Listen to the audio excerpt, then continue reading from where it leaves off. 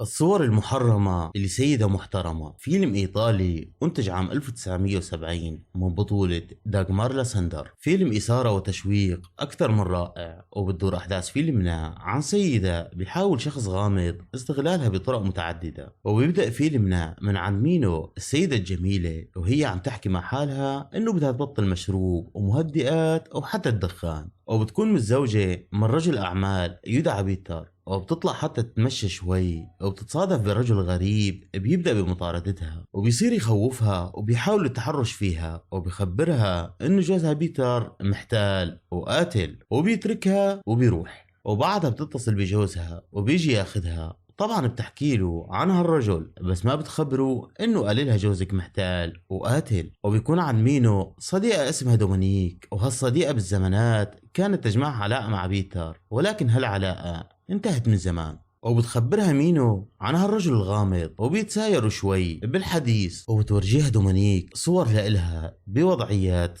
مش ولابد. وبتلاقي مينو صورة لهالرجل من ضمن هالصور، وبتطلب من دومينيك أخدها، وما بتمانع طبعا وبتاخدها. وبعد كم من نهار بتقرأ بالجريدة عن موت رجل بيكون شريك جوزها بالشغل، وبيكون ميت غراء ولكن بظروف مريبة. وهون بتتذكر كلام الرجل الغريب عن بيتر، وبعدها بتزور جوزها بالشركة، وهي طالعة من عنده بتشوف غرفة الاختبارات الجديدة، وهي عبارة عن غرفة لاختبار الضغط تحت الماء. وهون بتزيد شكوكها أكتر ببيتر. وتاني نهار بتتلاقى اتصال من هالرجل الغامض، وبيقلها بعتقد انك هلا صرتي تعرفي جوزك مين قتل وكيف قتله، وبيطلب منها انه تجي لعنده. ولما بترفض بيسمعها تسجيل لجوزها وهو عم يقتل شريكه، وبيقلها اذا ما اجيتي راح سلم هالتسجيل للشرطة. وبتضطر انه تروح لعنده، وبتروح فعلا وبتعرض عليه مصاري، ولكن بيرفض، وبيطلب منها انه تعمل معه علاقة غير شرعية على طريقته هو، وبتضطر انه تقبل، وبيتم الموضوع وبيعطيها التسجيل. وهون بتحس حالها انه خلصت من هالموضوع وبترتاح نسبيا. وبعد عدة ايام بيروح لعندها وبيقول لها انه انا صورتك بكل الوضعيات يلي كنا فيها سوا، وانه انت غبية لانك صدقتي انه جوزك قاتل والتسجيل مزيف، واذا ما رجعتي لعندي راح اعطي هالصور لجوزك. وهون بتقع بمشكلة اكبر، وبتروح لصديقتها دومينيك، ويلي بنعرف نحن انها على علاقة بهالرجل، بس مينو ما بتعرف طبعا. وبتشرح لها القصة، وبتقلها دومينيك انه عرض عليه مصاري اكتر،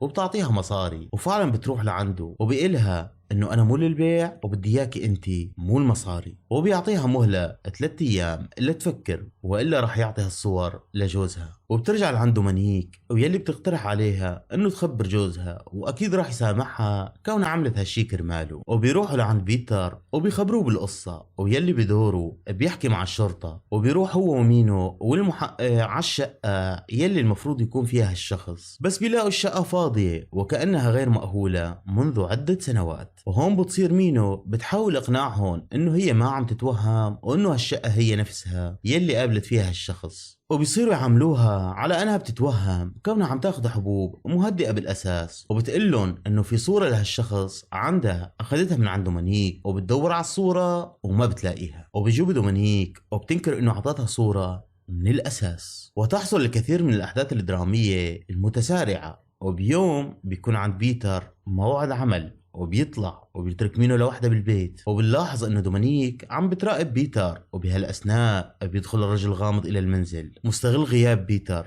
بس بيتر بيضطر انه يرجع على البيت لانه بيكون ناسي اوراق مهمة. وبتدور بالبيت خناقه بين مينو وهالرجل الغامض، وبيغمى عليها. وهون بيدخل بيتر المنزل وبيشوف الرجل وبيقتله، وبيفكر انه مينو ميتة كمان، بس بتطلع عايشة. وبنتفاجأ انه بيتر بده يقتلها، وبنعرف ساعتها انه هالرجل من طرف بيتر، وكل يلي صار من تدبيره. وبتدخل الشرطة وبتقتل بيتر، وبنعرف انه دومينيك هي اللي بلغت الشرطة، وعرفت انه كل يلي صار من تدبير بيتر حتى يدفع مينو للجنون ومن ثم الانتحار بغية الحصول على مبلغ كبير من تأمينها على حياتها. ودومينيك عرفت بكل هالسيرة من الصورة اللي أعطتها لمينو وسرقها بيتر. أما عن معرفتها بالرجل الغامض فبتكون دومينيك بتعرفه بقصد المتعة لا أكثر، وما كانت على العلم أبدا أنه هو نفس الرجل يلي عم بيهدد مينو. وبتكون دومينيك مثل الصديقة الحقيقية، وبتورث مينو كل أموال بيتر بالإضافة لمبلغ التأمين على حياته. وبيخلص فيلمنا هون ودمتم سالمين.